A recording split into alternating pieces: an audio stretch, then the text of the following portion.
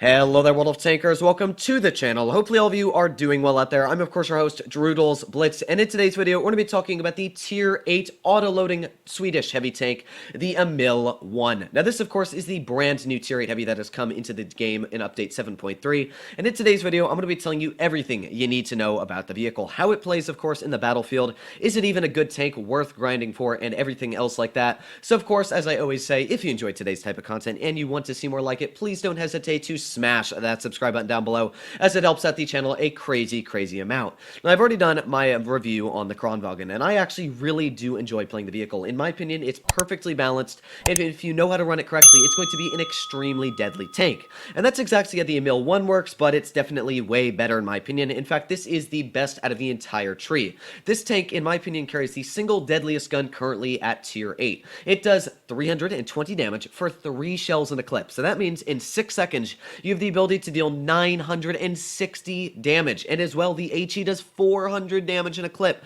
which means that you're dealing 1200 damage to a vehicle like an RHM or a light tank at Tier 7. That means that you can literally full health clip out Tier 8 and Tier 7 light tanks in World of Tanks Blitz. Pretty dang crazy how deadly the Emil I gun is. Not only that, but it has great penetration going for it at 228mm on standard, 254 on premium, very nice values going for it there. And as well, it's got great dispersion at 0.321, 3.4 second aiming time. Honestly, the gun is just so nice on all of the values. The only thing that is poor on it is the reload at 21.5 seconds. That's definitely a very long clip reload. But again, it's got fantastic armor. When you think of clippers at Tier 8, you've got vehicles like the T69, you've got the AMX 5100, and as well, you've got tanks like the AMX 1390. None of those tanks have armor. The Emil I scratches and breaks those boundaries because this tank, the frontal armor, the upper plate, is 270mm thick. And what that means is pretty much in a Tier 8 battle like this, you can't penetrate the upper plate. The side armor is 80mm, which means that a lot of shells are going to ricochet off the sides.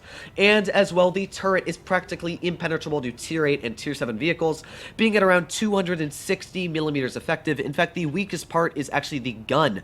If you take a look, you've got that bar that follows the gun that makes it move up and down with depression. That is actually the weakest part of the tank, sitting at around 256mm thick. So, yeah, this tank has got stupid thick armor. And not only that, it's got these special consumables, which you can see me using here, letting me go very quick and get into position very quickly as well. So now I have 3 shells loaded in this tank. Now, one thing I really do like about the vehicle is how cool it looks. The gun is absolutely massive, and that's just cool all on its own. But not only does it have one of the larger looking guns on a tiny Tier 8 heavy tank, it also just has such an immense amount of firepower. We've got the Tiger 2, and there we go. That was 348 damage dealt in just that quick second. That was it. And we still have 2 more shells left in this clip here to deal even more damage. Now, we did get hit by that E75 TS, but again, it's not the worst because there you go. Another nice shot into the Tiger 2, and if he peeks out, we're going to be able to snap another shell in.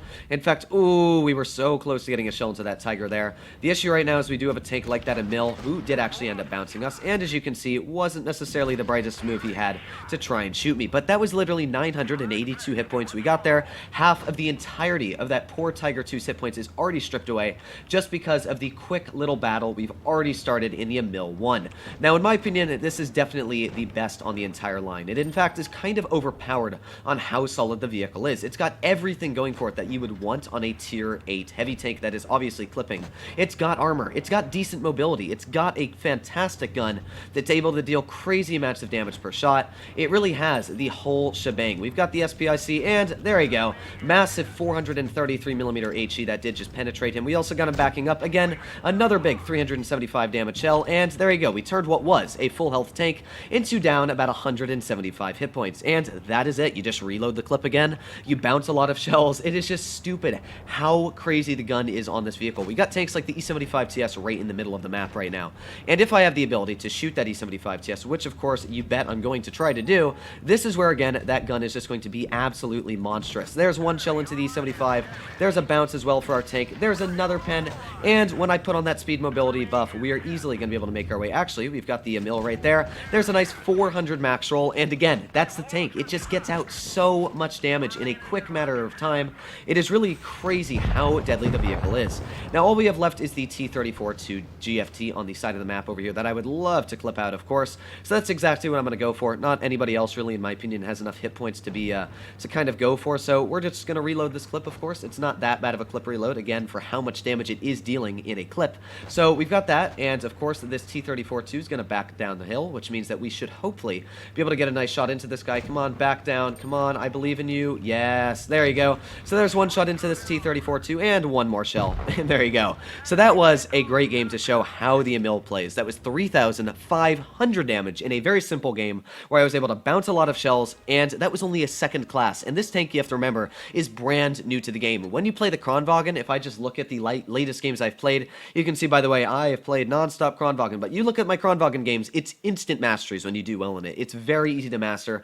Like any other game, you can see even only 2,700 damage is in the first class. So it doesn't take much effort. Again, 3,000 damage for the Kronwagen to get an ace. So that shows you how well the Emil I is doing as it's already come into the game. It also has the highest Hall of Fame record for Blitz stars already. That is way more impressive than the unnerfed Charioteer. So in my opinion, the Emil I is actually an overpowered tier 8. As you saw in that game, the armor is cracked. You bounce a lot of shells. If you angle it correctly, that upper plate is practically impenetrable. If you're using gun depression, you can't penetrate the tank anywhere. The penetration on the vehicle itself is good enough to rip apart other tier 8 and tier 7 opponents, and that's just the Emil. Now, I don't know if Wargaming is planning on nerfing this vehicle. Personally, I definitely think they will. They might lower the average speed to 30 kilometers per hour, like the Kronwagen, like the Emil II, but we're really going to have to find out. They might. I honestly don't know what they could even do to nerf this vehicle because the gun is so crazy on how much damage it does deal in such a quick succession of time. So I'm, of course, going to tell my team to go to this side. We're going to put on our speed boost immediately. That way we can get there as quickly as possible, and here we go, using that speed to my advantage here. Now, I will say, the Emil, in my opinion, is also one of the best-looking tanks that has currently come into World of Tanks Blitz. It really does look cool. I think the Kronwagen looks cool as well, but the Emil really takes the cake, in my opinion, for the looks of it. And because it has that speed boost, well, you can see I was easily able to race all the way up to 43 kilometers per hour in just a couple seconds there. And now I'm already on to the bridge, where we've got a vehicle like that E25-1, where hopefully we are going to be able to snap him, although it looks like my other Emil has already done the job for me and gotten a pretty beefy snap right into that poor E25. So I'm not sure where the enemy team is, but of course I want to try and control the bridge. If I'm able to do that, and they did push over to the side, we've got a vehicle like this poor T28 prototype out in the open. There's one shell in, and yeah, well, he did hit me again. This is the Emil I for you. You can see, there you go. That was it. That was literally the entirety of his hit points taken away, and while he did manage to penetrate the one weak spot I did tell you about, it's still ridiculous how deadly this vehicle is in the amount of damage I was able to get out in that quick amount of time. Now, I did not think that the Emil was able to shoot me there, and we are also getting hit by other tanks at the same time, but, well, we're doing pretty dang good. Again, we're just going to try and angle the tank out correctly here. We'll see if we can get a shot into the AMX, which, of course we did. It is the Emil I. Let's get another shot into that VK-45.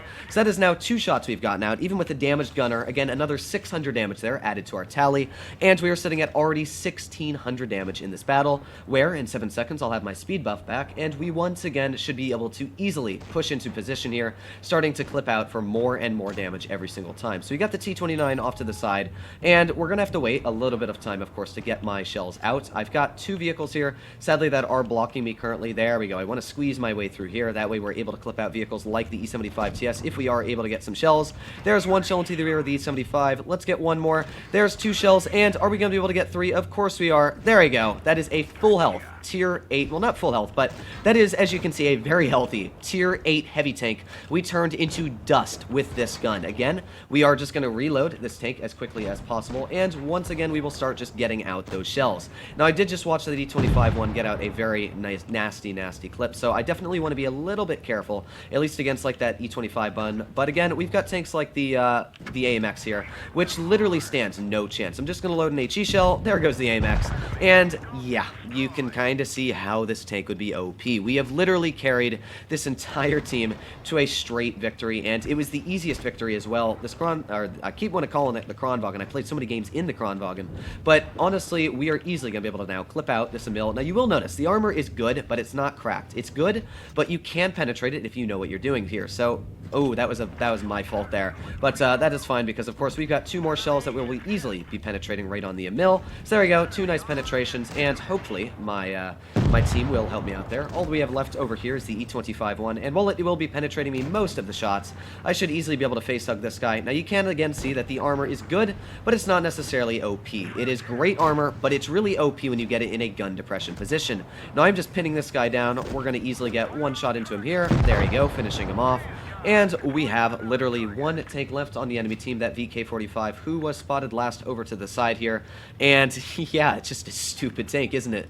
You can really see how well it does work when you run the vehicle correctly. Now I could end up, I could reload the whole clip here, but I'm not even going to bother. I think that VK is already on quite low hit points, if I'm not mistaken. Actually, there is the VK itself, so there's one shell into that VK, and it looks like we're not even going to need the other shells, as the Emil I is going to, well, it looks like I'm not going to be able to kill him, but there you go. The Emil I could have shot him, but there you go. That was a 4,300 damage game, once again showing the perfect scenarios for the Emil I. It is a fantastic vehicle. There's that mastery we were all waiting for, and that is a perfect just battle to show how the Emil works. The gun is cracked beyond belief, and I honestly do think that Wargaming will end up nerfing this tank, because it's just, you can see, it's stupid. It's got so much damage per the clip. Play the tank now while you can. Enjoy it while you can, because this vehicle will probably be nerfed very, very soon. I don't think the Emil II will be nerfed, and I don't think the Kranvagn will be nerfed, but the Emil I, ho ho ho. Yeah, this is going to be an extremely fun tank for me to play in ratings and other stuff like that. So let me know what you guys think in the comments down below. But of course, if you enjoyed today's video and you want to see more like it, please make sure to smash that subscribe button down below. But other than that, hopefully all of you are doing well out there. Stay happy, stay healthy, and I'll see you in the next one.